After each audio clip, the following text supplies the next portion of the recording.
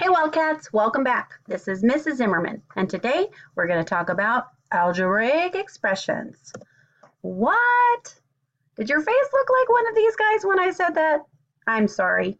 I know that sometimes translating math phrases into numerical expressions can really be confusing.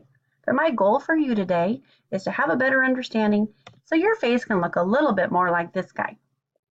So let me start by telling you a story. Supposing your soccer coach, let's call her Mrs. Zimmerbopper, she wanted to take you and the team out for a great lunch at the end of the season to celebrate at In-N-Out. Burgers and fries and shakes are on her treat, and all you have to do is give her your order. But with so many orders to remember, Mrs. Zimmerbopper's a little confused. What's the coach to do? There's gotta be a better way. Relax, Mrs. Zimmerbopper. Keep calm and simplify. Great idea, class. Well, if I were Mrs. Zimmerbopper, I would first start by looking at my menu and just putting a variable to assign for each of the items that the team wants to order. I might choose a D for double-double, a C for cheeseburger, H for hamburger, and, well, you get the idea.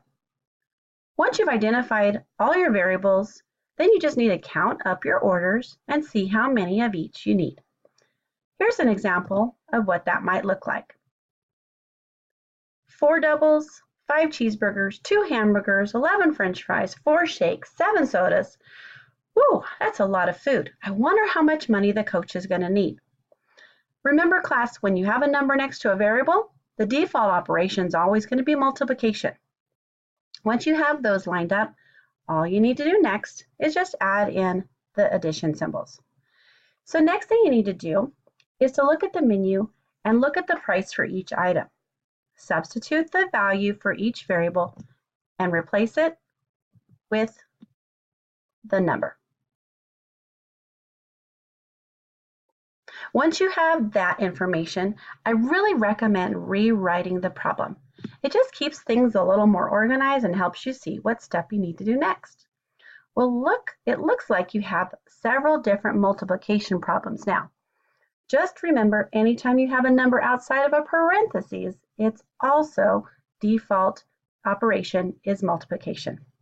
So why don't you pause the video, go to your calculator or your paper and pencil and work through each of these little subtotals. Find the amounts and get back to me to check your answers.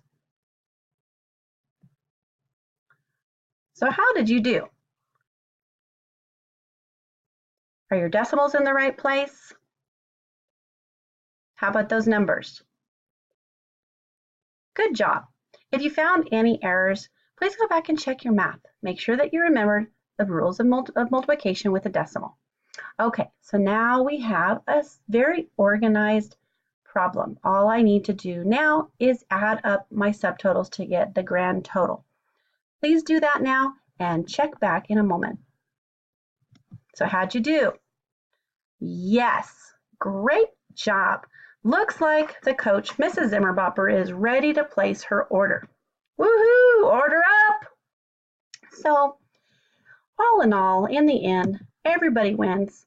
Your team is excited for winning the season. Lunch was a huge success. You even got to meet former President Barack Obama. But the best thing is, we made our goal. The next time you have an opponent like an algebraic expression, you're going to score big.